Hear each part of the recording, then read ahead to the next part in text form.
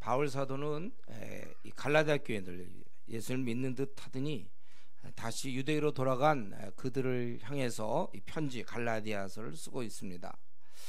그들은 유대교로 돌아가면서 결국 거짓 교사의 그 충동을 받아서 바울의 사도됨, 그는 정식 제자가 아니었다, 이 부분, 그리고 그의 가르침은 인간이 만들어낸 거며 또 사도들하고는 다른 것이다, 이런 이제 공격을 받게 되었어요. 그래서 바울 사도는 이제 1장 2장에 거쳐서 그것을 얘기를 하죠. 처음에 1장 1절에 자기가 사도가 된 것은 하나님과 주 예수 그리스도로 말미암아 사도가 된 것이다, 이렇게 얘기하고, 그리고 자기가 전한 교훈은 사람한테 배운 것이 아니고 그것은 하늘로부터 계시를 받은 것이다. 1장 11절 12절 그것이죠. 봐라, 내가 누군데 이런 일을 하겠는가. 하나님이 계시를 하셔서 내가 이렇게 복음을 전하는 것이, 부득불 전하는 것이지, 내가 원래 박해하던 사람인데 전할 수가 있느냐.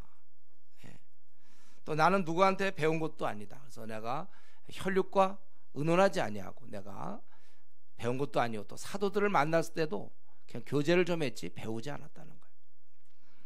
그리고 그것을 2장 8절 9절에 보면 사도들도 나의 이 복음 전하는 것을 인정하고 있다, 이렇게 얘기하고, 그리고 이제 본격적으로 2장 16절부터 이제 오늘 4장까지 쭉 이들의 문제점을 다루는데, 2장 16절부터 21절까지는 의인이 되는 것은, 계속해서 제일 중요한 얘기죠.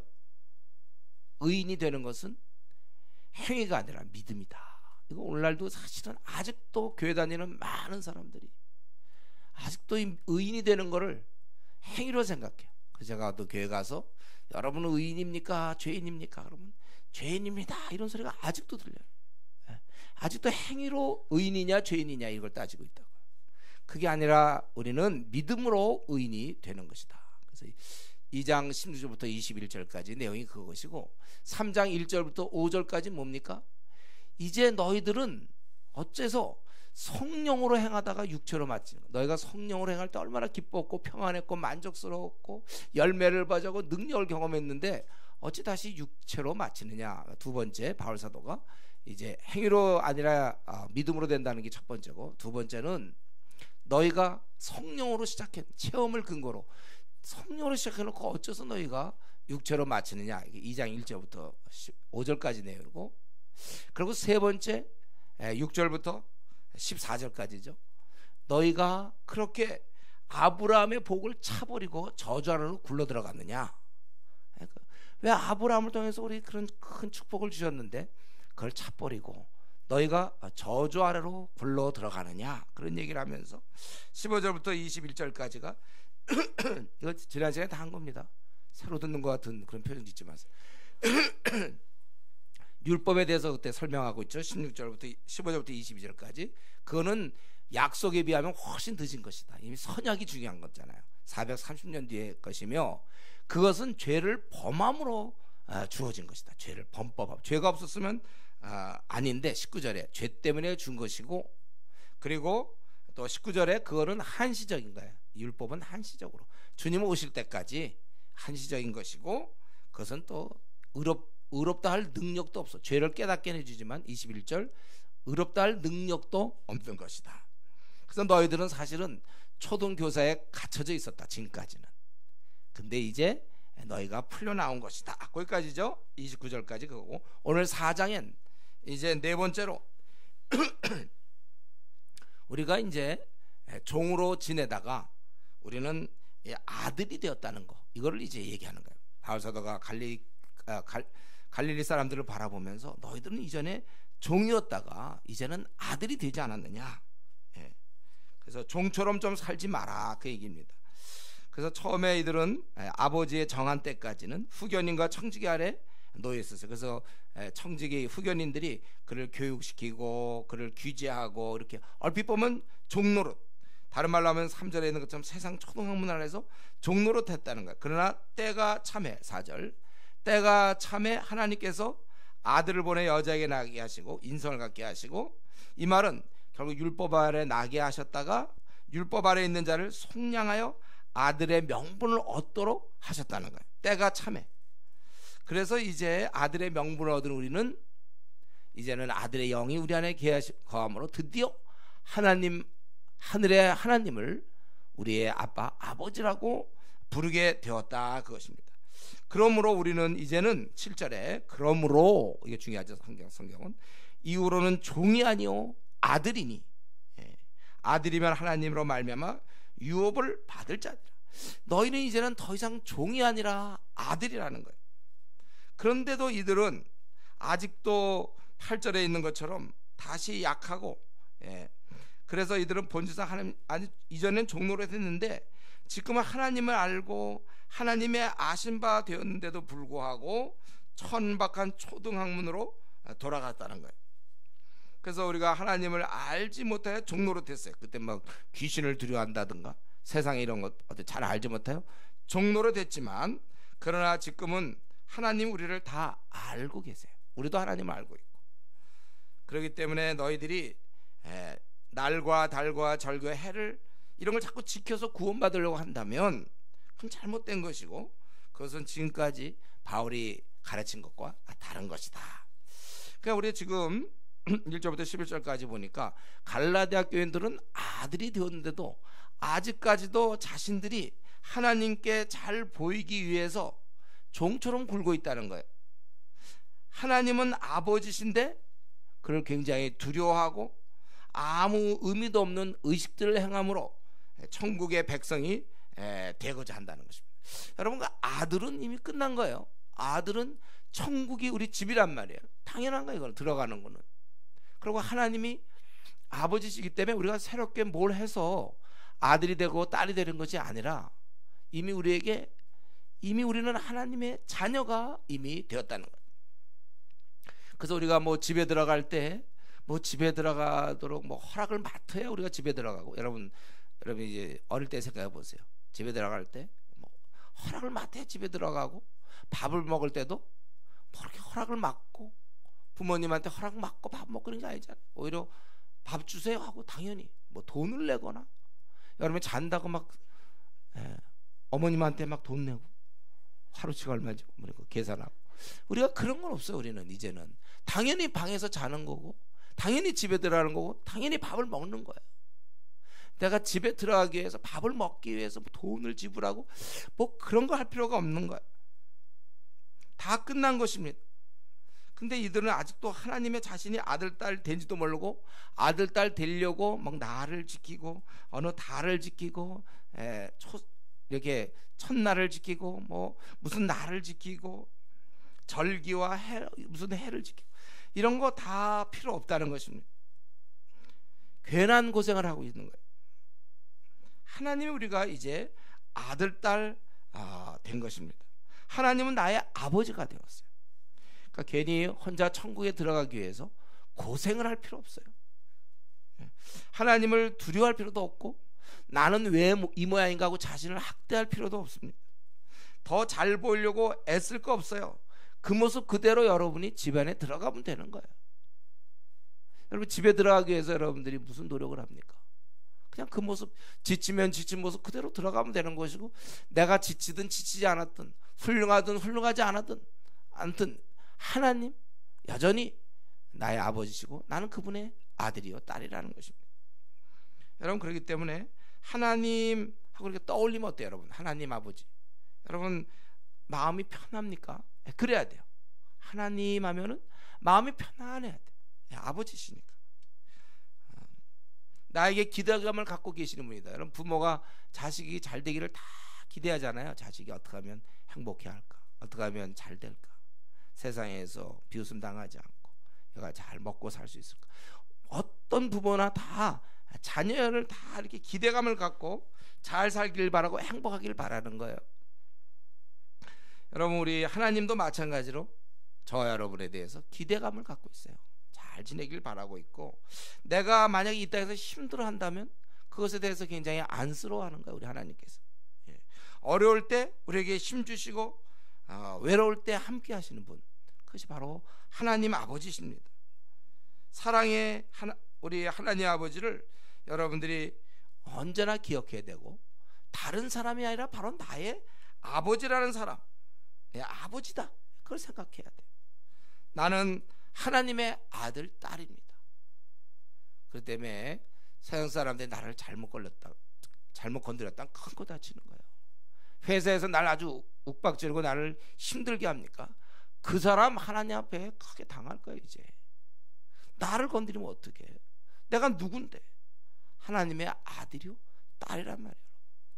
우리가 그렇게 되었는데 이런 면에서 우리는 참 복된 자예요. 여러분을 건드릴 자 이 땅에 없어요. 우리는 세상 최강자예요. 하나님의 아들, 딸. 이렇게 다 벗어나서 이제 아들의 영이 있어서 우리가 그분을 아버지라고 부르는데, 그리고 오히려 이제 유업을 얻을 생각하고 천국을 소유할 생각을 해야 되는데, 아직도 부들부들 떨면서 하나님 하면 심판하는 분으로 생각하고 내가 어떻게 여기서 벗어날 수 있을까? 그래서 뭔가를 잘 해드리고, 여러분이 교회 나오는 이유도 주일날 이렇게 예배 드리는 거, 이거 안 나왔다가는 뭐 우리 중에 그런 사람 없겠죠. 이거 안 나왔다가 뭐 내가 무슨 사업이 잘 안 될 것 같다든가 병이 날 것 같다든가 그런 생각하는 사람 없죠. 이건 우리가, 여러분이 만약에 뭐 어버이날 부모님을, 만약에 고향에 계신 부모님을 뭐 뵈러가지 않으면, 그러면 우리 집안 완전히 나는 그냥 박살난다. 그래서 찾아가는 사람 없는 거예요. 우리가 사랑으로 뵙기를 원해서 가는 것이죠. 우리가 예배당에 올 때라든가 두려워하는 마음이 아니고, 내가 헌금을 낼 때도 이거 안 냈다간, 헌금 띄어먹었다간 어떻게 내가 될 거다, 뭐 행여라도 이런 생각하면 안 돼요. 여러분, 우리 아버지지. 우리 하나님 우리 아버지시란 말이에요. 여러분이 이 땅에서, 우리는 최고로 복받은 자지만 잠깐 이 땅에서 힘들 뿐이고 고통을 겪으며 좀 쓸쓸할 뿐이죠. 외로울 뿐이에요. 별로 좋지 않은 집안에 객관적으로 볼 때 거기서 그냥 태어난 거예요. 그래서 우리는 제대로 교육 잘 못 받았는지 몰라요. 그래서 우리가 공부 많이 못해서 또 사회적으로 알아주는 뭐 명문대학을 들어가지 못했는지 모르겠어요. 또 몸도 약한지 모르겠어요.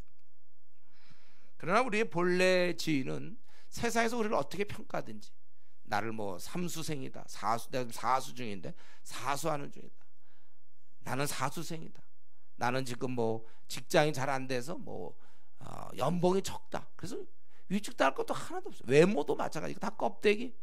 나그네께서 잠깐 쓰라고 우리 빌려준 거예요. 이것들. 우리는 그 나라에, 우리의 지위는, 이 땅에서는 지위 별로 없어요. 원래 우리 지위는 하늘나라의 아들이요 딸이, 우리 지위가 그겁니다. 요즘 뭐 광해라는 영화, 난 아직 못 봐서 내용을 내가 모르긴 하지만 그냥 얼핏 보니까 무슨 원래 거지 같은 게 하나 또 왕이 되고, 왕이 뭐 거지 되고 그런 것 같기도 한데, 우리가 하나님 나라의 그 지위를 갖고 있어요. 하나님 나라에 우리는 아들로서 딸로서의 그 지위를 갖고 있고, 이 땅 잠깐 시차로 내려온 거예요. 여기서 뭐 껍데기는 이건 위장이에요. 이거 껍데기, 이 외모 갖고 말이죠. 껍데기, 이 껍데기 벗겨 아무것도 아니에요. 이거요. 쭈글쭈글, 이거 필요도 없는 거예요. 뭐 키 같은 것도 다 위장술이에요. 우리 일부러 작아야 이게 탐색하기 좋기 때문에 키도 작고 뭐 다 그 위장, 가난하게 일부러 다 가난하는 거 그렇게 한 거지. 이런 걸로 자기의 정체감, 자아 정체감, 나는 왜 이 모양일까? 무슨 이 모양에 우리가 하나님의 아들 딸이니까 더 이상 자기 뭐 인정받을 생각도 하지 마세요. 사람들이 인정해줘 뭐해? 그따위 사람들이 인정해서 뭐합니까? 하나님의 인정이 제일 중요한 거예요. 껍데기 붙잡고 있지 마세요. 이런 것들, 이것 때문에 좋아하고 이것 때문에 슬퍼할 것도 없어요. 나그네 길 그냥 가는 거예요. 그래서 빨리 가는 거예요. 빨리 가야 좋죠. 또 우리는 이 자녀라는 사실을, 그리고 하나님 나라 들어가기 위해서 지금 결국 뭐냐면 갈라디아서 어떻게 하면 하나님 나라를 들어갈까? 그러려면 이것도 해갖고 저거 뭐 할례를 행해야 되니 안 하니, 무슨 율법을 지키니 안 지키니, 뭐 절기를 어떻게 하느냐, 무슨 의식을 어떻게 하느냐. 야, 이미 끝났는데 하나님 벌써 아들 딸 다 되었는데 왜 그러고 있느냐? 왜 그러니 지금? 그러니까 바울이 볼 때 정말 답답한 거야. 이미 다 우리는 다 끝났는데. 여러분, 내가 지금 벌써 뭐 예를 들면 대학교 뭐 이미 들어가서 막 2학년 3학년 졸업해야 되는데 막 수능 공부하고 있으면 됩니까? 자기가 이 대학 다시 들어오려고, 똑같은 과 다시 들어오기 위해서 또 막 준비하고 있어. 아니 다니고 있는데 이제 곧 졸업하는데 이미 우리가 하나님 아들 딸 되었는데 왜 아직도 그 아들 딸 돼 보려고 그러냐. 그게 참 내가 너희를 위하여 수고한 것이 헛될까 두려워하노라. 이렇게. 그리고 좀 더 나가서 12절부터 거기 20절까지 보니 이들은 이렇게 이렇게 좀 잘못된 교훈을 받았기 때문에 그렇겠죠. 그래서 바울 사도에 대해서 이제는 사실은 바울 사도가 어느 정도 얘기를 끝낸 거예요. 이런 율법과 이런 문제 이제 너희들 끝이다 그거예요. 다 끝났다. 그리고 그런 결과로 이 사람들이 처음에는 자기를 잘 대해줬어요. 바울이 아마 육체가 좀 시원치 않았는지 모르겠는데 그들이 육체의 약한 가운데서 복음을 전했는데 이때 그들은 업신여기지 아니하고 14절에 보니까 오직 나를 하나님의 천사와 같이 또는 그리스도 예수와 같이 영접했다는 거예요. 할 수 있다면 15절에 너희의 눈이라도 빼어 나에게 주었으리라. 혹시 눈에 무슨 문제가 있었는지 그건 잘 모르겠어요. 아니면 무슨 속담인지 그렇게 이제 잘 해줬을 것이다 그거예요. 그런데 참된 마음으로 원수가 되었느냐 16절. 실제로 지금 바울 사도에 대해서 이들이 대적하고 있단 말이에요. 그래서 15절에 너희 복이 지금 어디 있느냐. 너희가 그 성령의 능력으로 말미암아 그런 기쁨과 그런 평안 이런 걸 다 지금 놓친 상태에 이들은 유대주의로 이들이 돌아감으로 말미암아 그랬다는 거예요. 그래서 타협 없이 참된 말을 했기 때문에 그들은 지금 뭔가를 지켜야 된다고 자꾸 그랬는데 그렇지 않다고 복음을 얘기하니까 오히려 이제는 그 복음 자체를 거부할 뿐만 아니라 복음을 전했던 바울 사도도 거부하고 있다는 것입니다. 사실 자신들의 그 생명의 은인이잖아요. 갈라디아 교인들이 볼 때는 누가 거기 갈라디아까지 와서 또 바울 사도는 그때 돌에 맞아 죽을 뻔도 했고 박해를 받았고 아주 정말 그 위험한 상태에서도 이들을 위해서 그렇게 노력했는데 이들을 영원한 천국에 들어가게 하기 위해서 참 일한 너무나 귀한 사람임에도 불구하고 이들은 이 바울 사도를 거부하고 미워하고 원수처럼 대하고 있는 것입니다. 참 이게 요즘 세상이에요. 세상은 참 이상해. 왜 그렇습니까? 자기를 위해서 이렇게 수고하고 애쓴 사람을 왜 원수처럼 대하는 거예요? 결과적으로는 어두워져 있어서 그래요. 분별력이 없으니까 그렇죠. 누가 진짜고 누가 가짜인지 몰라요. 거짓 교사가 가짜고 바울이 진짜인데 오히려 거짓 교사 말을 듣고 우린 지금 당연히 뭐 바울이 진짜고 거짓 교사 가짜라는 건 우린 당연히 알고 있잖아요. 근데 그때는 똑같은 여러 사람 중에 한 명이야. 바울은 또 다른 사람도 와 있어. 지금 여러 사람이 와 있는데 더 멋있게 생긴 사람, 더 아주 신뢰감 있게 얘기하는 사람이 있는지 몰라요. 예? 여러분 여기 뭐 예를 들면 우리 교회 집사다 하면 여러 사람이 있잖아요. 예? 또 우리 요즘 뭐 신천지 그런 사람 거기 교사 만나 보니까 그 전도사라는 사람이 막 가르치는 사람 굉장히 점잖게 생겼어요. 우리 교회 어떤 집사보다 더 점잖게 생겼어요. 아주 굉장히 점잖은 아주 점잖은 전도사야. 그러나 그런 이단이거든. 그러니까 우리가 그걸 어떻게 구분해? 우리는 지금 바울은 어떻게 생겼는지 우리는 몰라. 그리고 거짓 교사가 어떻게 생겼는지 모르겠는데 아마 내가 생각할 때 거짓 교사들이 훨씬 더 침착하고 훨씬 더 아주 젠틀하게 말도 멋있게 그렇게 하는지 모르겠어요. 그러니까 이 사람이 진짜고 바울은 가짜인가 보다 이렇게 생각해서 원수처럼 된다.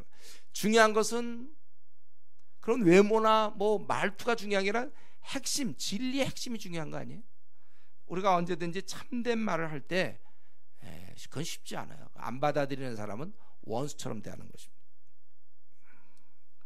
여러분 이 분별력이 없어서 사실은 자기를 사랑하여 바른 대로 이끌어주고 자기들을 위해서 바른 말을 해주는 사람에 대해서 고마워하기는커녕 원수처럼 대하고 차갑고 냉정하게 적의를 표하는 이게 갈라디아 교인들이란 말이에요. 그러니까 바울 사도는 이제 어느 정도 그 복음과 율법에 대해서 얘기한 다음에 너희들 왜 그렇게 하고 있느냐 그걸 좀 야단치고 있는 것입니다. 사람이 이렇게 될 수 있어요. 우리는 어떻습니까? 우리는 이렇게 바른 말을 해주고 나를 위해서 충고해주고 나를 잘되게 하려고 도와주는 그런 사람에 대해서 오히려 적의를 품고 있지 않습니까? 분별력이 없어서 그럴듯한 말에 속아 넘어가서 바른 말에 대해서 오히려 우리는 거부하고, 여기 보니까 내가 너에게 참된 말함으로 원수가 되었느냐. 여러분, 가장 대표적인 건 부모죠. 부모. 이 시간에 한번 부모님에 대해 생각해 보세요. 여러분, 부모님에 대해서 어떠한 마음을 품고 있습니까? 가장 대표적인 부모. 부모가 나한테 100가지를 잘해주고 한두 가지, 그것도 나를 잘 되게 하려고 뭐 야단을 치거나 좀 내 기분에, 내 마음에 들지 않는 말을 했다고 그래서 그때 삐쳐가지고 혹시 저기를 품고 있는 거 아니에요? 또 가족이 될 수도 있겠죠.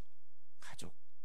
또는 교회 내에서 아무개 뭐 조장이라든가 뭐 목사라든가 뭐 전도사라든가 그 사람이 바른 말을 해줬는데 그거에 대해서 뭐 괜히 날 간섭한다, 괜히 자기 심사가 뒤틀려가지고 바른 얘기해주고 날 잘되라고 하는 건데도 불구하고 괜히 삐치고 아니면 쌀쌀맞게 굴고 말과 행동에서 참으로 존경하지 아니하고 멀리하고, 우리가 그런 모습은 아닌지 우리 갈라디아 교회를 통해서 이런 걸 배워야 돼요.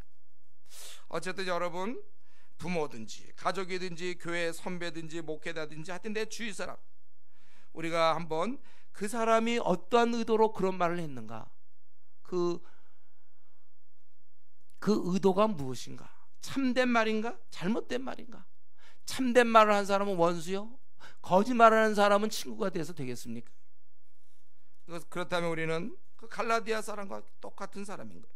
그렇기 때문에 이 시간에 혹시 내가 그 사람에게 상처 주는 말이나 행동은 하지 않았는지 우리가 한번 차분히 생각하고, 지금이라도 깨닫고 뭐 부모든지 뭐 누나든지 언니든지 가족이든지 또 회사의 무슨 상사든지 정말 그 사람이 나에게 바른 걸 지적했는데 내가 괜히 삐쳐가지고 혹시 내가 그러는 거 아닌지, 혹은 내 아내인지, 아내가 바른 얘기 해줬는데 괜히 자기가 못 나가지고 그거에 대해서 괜히 삐치고, 또 남편이 정말 훌륭한 얘기를 했지만 자기의 욕심과 세상에 붙은 그런 정욕 때문에 정말 주를 위해 살자고 남편이 얘기하는데도 그거에 대해서 괜히 자기가 거절하고 있는 거 아닌지, 다 자기를 위함이요.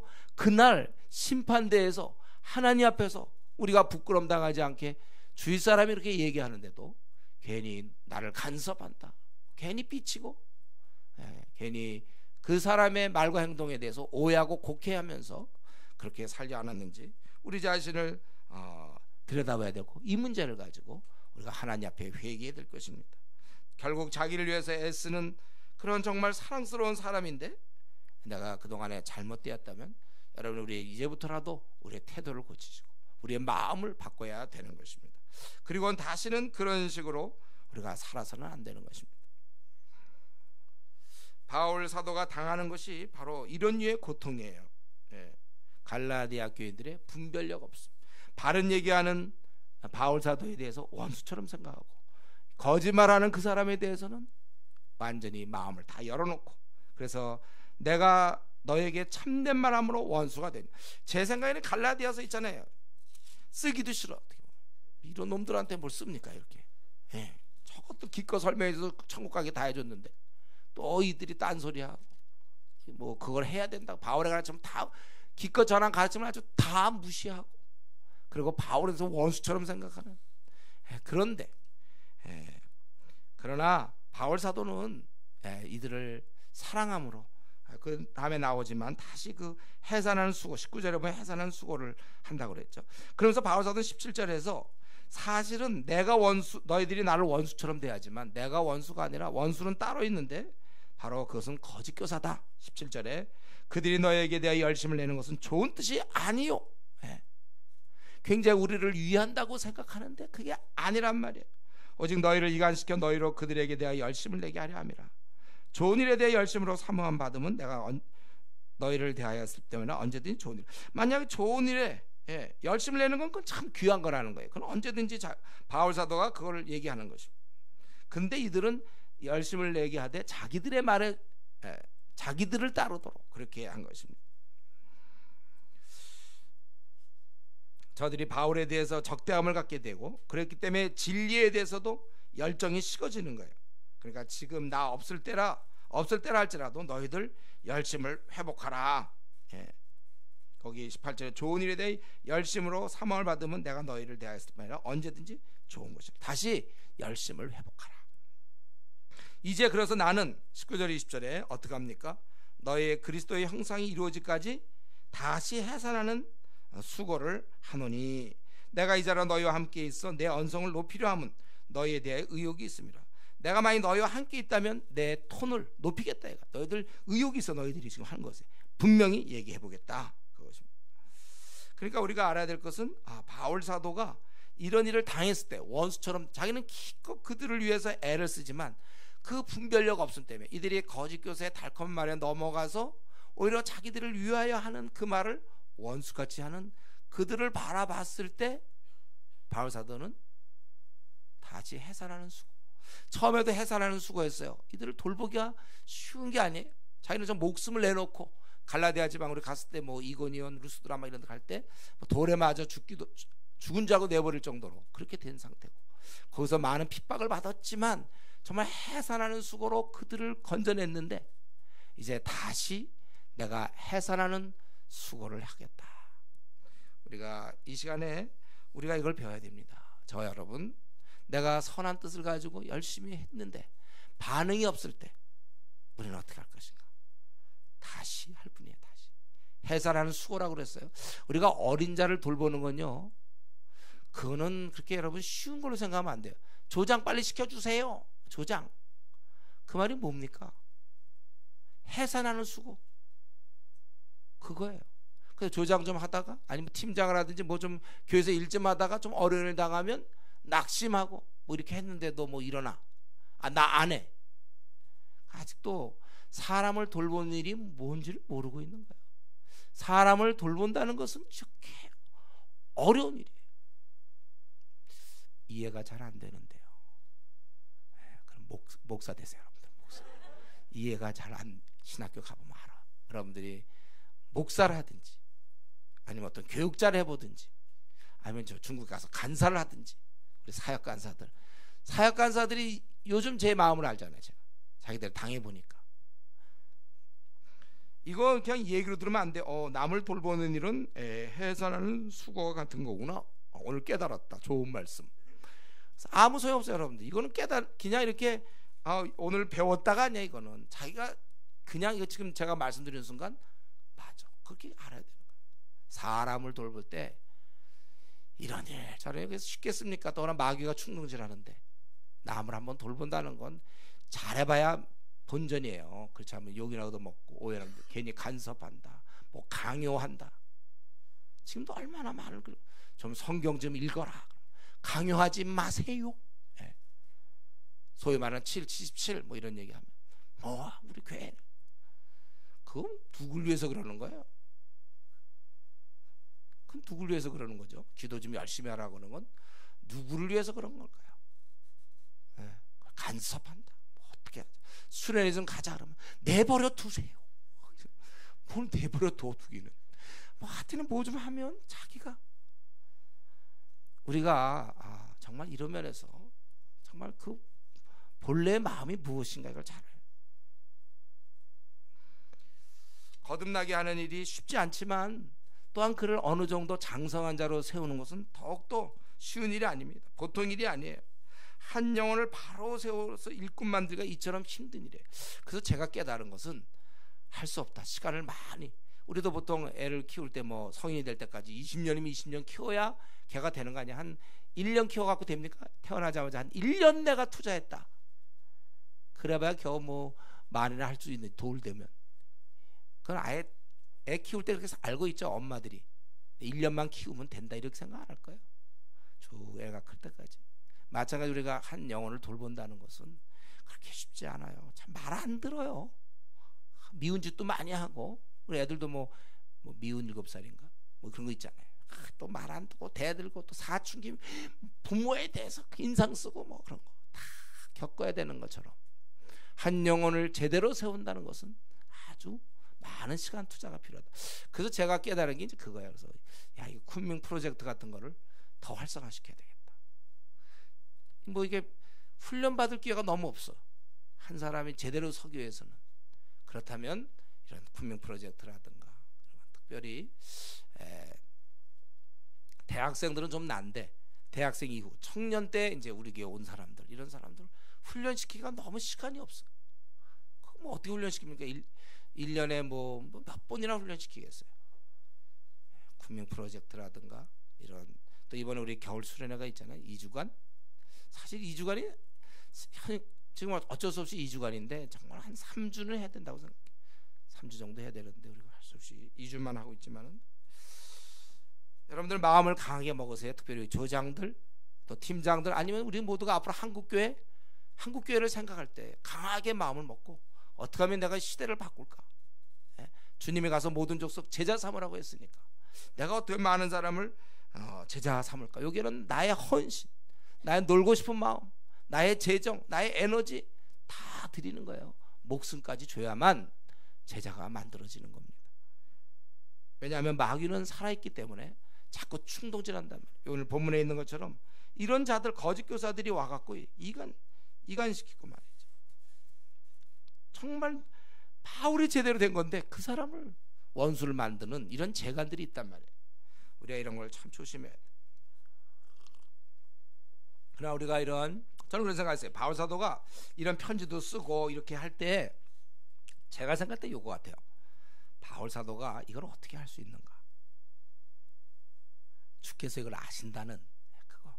저도 힘들 때, 제가 고난 받을 때 사실 좀 막막할 때가 많아요.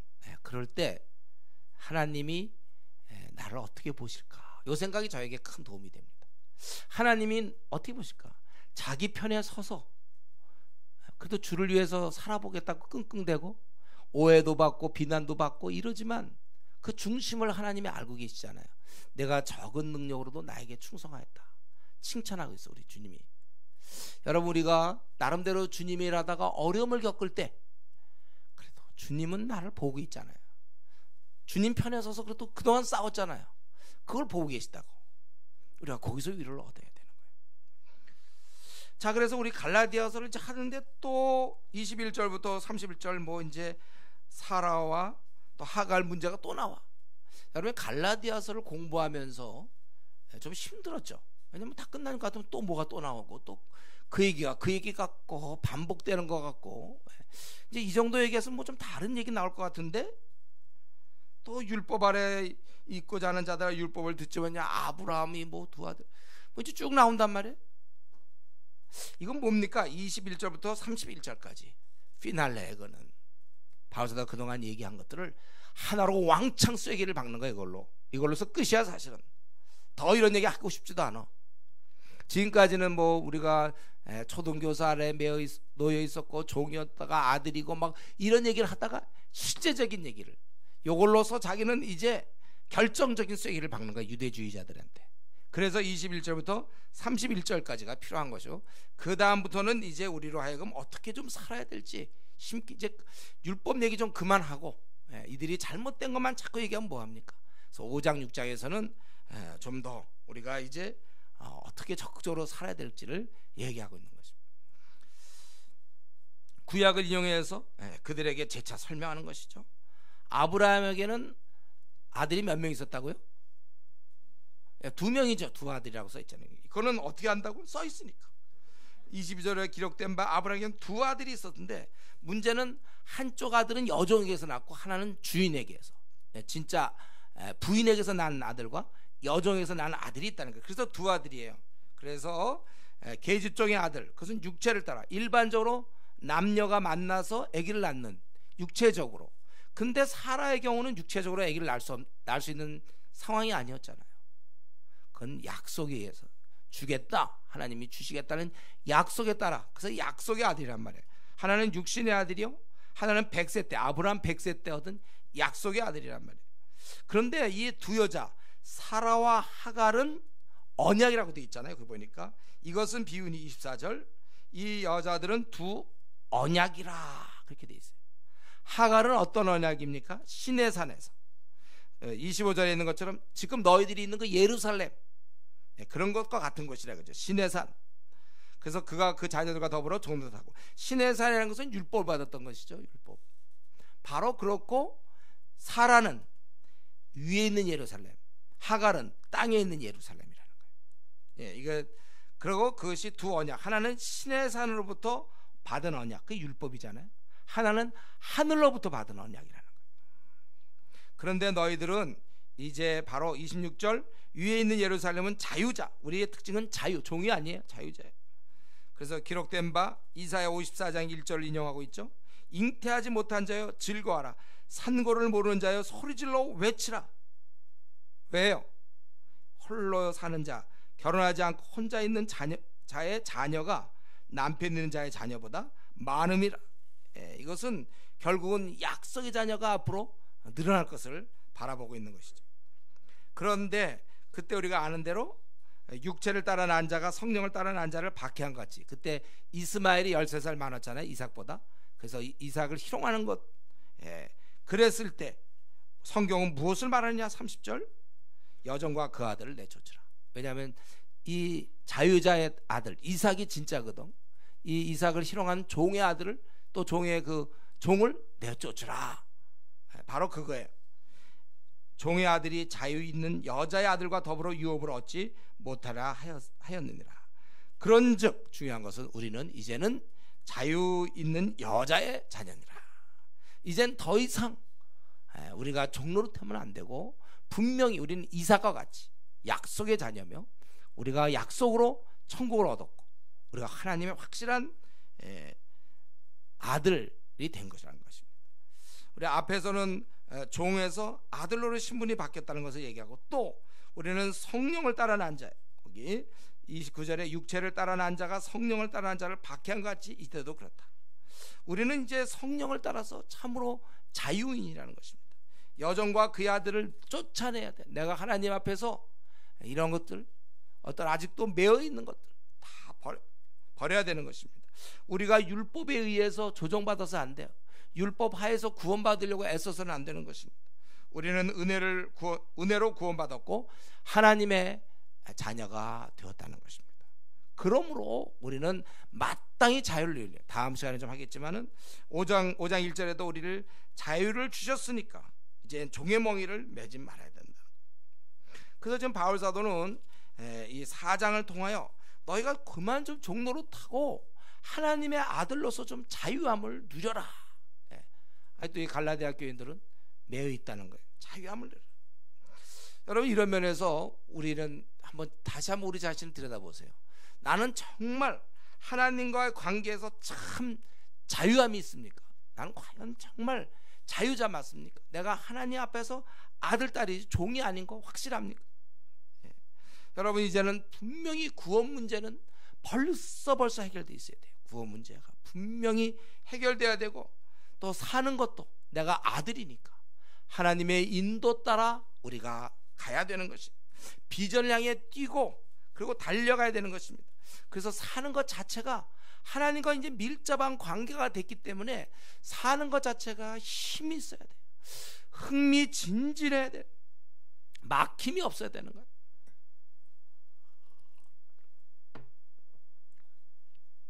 분명히 이제 오늘 이 마지막으로 분명히 말씀드릴 것은, 우리가 정말 자유자라는 사실을 기억하셔야 돼요. 종노릇하면 아직도 구원 문제나 하나님과 관계에서도 아직도 뭐가 부진한 부분이나 허약한 부분이 있으면 안 돼요. 한마디로 얘기해서 우리가 예수님 믿는 게 너무나 다행스러워야 됩니다. 그렇고 이젠 됐다고 안도의 한숨을 쉬어야 돼요. 구원 문제뿐만 아니라 앞으로 우리가 그분을 만나 뵐 때까지 모든 면에서 이제는 나는 확실하다, 그렇게 돼야 된다는 거예요. 참으로 우리가 자유를 누리는 거예요. 내 생 전반에 걸쳐서 막힌 것이 조금이라도, 막힌 것이 나에게 조금이라도 있는가?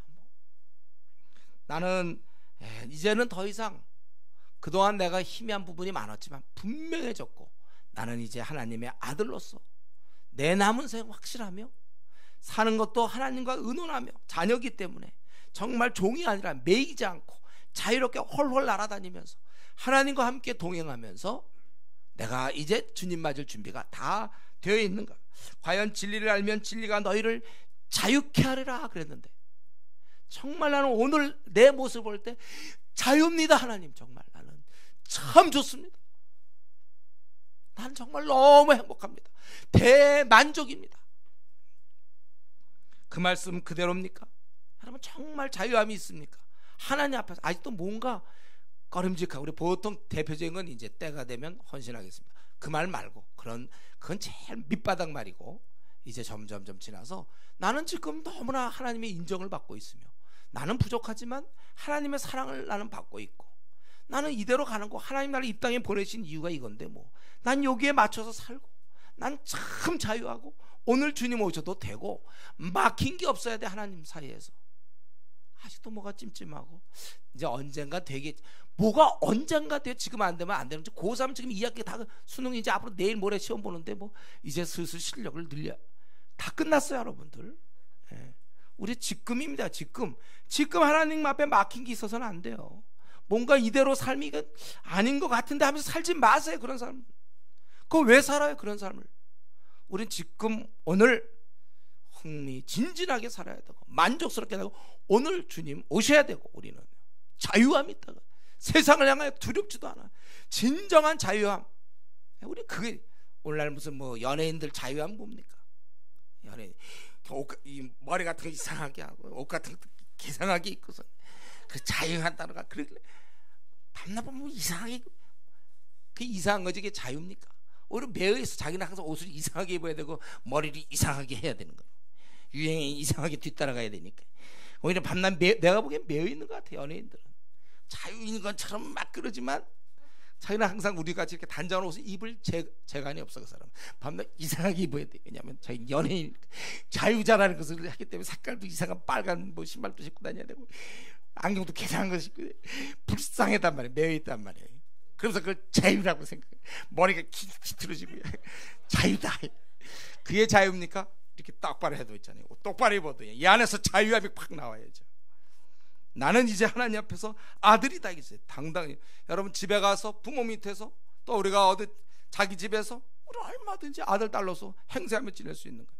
무엇이 나를 가로막고 있습니까? 하나님 앞에서 우리가 이제 이 갈라디아 교회의 문제는 뭐냐면 율법하러 들어가서 종로로 하고 있단 말이에요. 아직도 세상의 그 정신에 의해서 종로 타고 있어요. 악한 자가 꿰어서 이 믿는 자의 자유함, 이 만족, 행복, 돈이 없어도 행복한 거고 만족한 범사에, 그래서 우리가 감사할 수 있는 거 아닙니까? 항상 기뻐할 수 있어야 되는데, 이 땅에서 물론 우리가 참 불우한 가정 환경일 수도 있겠죠. 또 자기가 자라오면서 이런 여러 가지 실패가 있을 수 있어요. 또 현재도 지금 어려운 형편이 있는지 모르겠어요. 원하는 게 잘 안 되는지 모르겠어요. 오랫동안 기도 제목인데 아직 이루어지지 않아서 답답한지 모르겠어요. 그러나 그것은 그냥 껍데기고, 내 속사람은 자유해야 돼요. 어떠한 사이에서 두려움 없어. 아무것도 염려하지 말고, 우리는 기쁜 거야. 감사함, 진정한 자유함. 세상에서는 그 자유함이 없어. 실제로 그냥 노는 거가 자유한 겁니까? 그게 자유, 뭐 말춤 뭐 이런 거 추는 게 자유한 거야? 그거 추는 동안 춤추는 동안 자유한 것입니까? 옷이나 이렇게 입는 게 자유한 것도 아니고, 우리 그런 게 자유한 게 아니고, 나 예수님 믿어서 너무나 행복해. 이런 얘기. 행복. 이 중에 혹시 한 사람이라도 목사님 저 행복하지 않습니다. 그거 어떻게 된 거예요? 마가 뺏어간 거예요 그 행복을. 우리는 행복해, 만족스러워요. 돈만 없지 우리가. 일만 안 풀릴 뿐이지, 하는 일마다 꼬일 뿐이죠. 우리는 깊은 부분에서 행복과 만족. 왜냐하면 나는 하나님의 아들이요 딸이기 때문에 요 나그네 길에서 일이 꼬일 수도 있고 힘들지만, 그것이 나의 이 자유함을 막을 수 없어요. 참으로 이제는 우리 그런지 형제다, 우리는 여정의 자녀가 아니요 자유 있는 여자의 자녀니라. 이제 더 이상 이런 문제 없고, 하나님과 깊은 관계로, 최고의 관계로 우리 예수님께서 비록 이 땅에서 많은 고난 보셨어요. 십자가의 길을 가셨어요. 십자가에서 죽었어요. 그러나 우리가 믿기로 예수님 어땠을까요? 하나님과의 깊은 관계에서 참 자유함을 누리고 행복과 만족을 누리는 거예요. 그렇게 사는 거예요. 바울사도, 이 글을 쓰던 바울사도 그들에게 원수가 됐고 마음이 아파. 정말 힘든 일 많아요. 지금도 대안 없어요. 감옥에도 자꾸 들어가고, 많은 사람 때문에 정말 여러 번 눈물을 흘리면서 얘기해야 되고, 그런 바울사도 이쪽 저쪽에서 많은 비난과 고난을 당했고, 배고프고 굶주리고 헐벗고, 그러나 우리가 알기로 바울 사도의 심령은 그 누구도 빼앗을 수 없는 그의 강한 확신과 만족, 행복, 그걸로 철철철철 넘치는 거예요.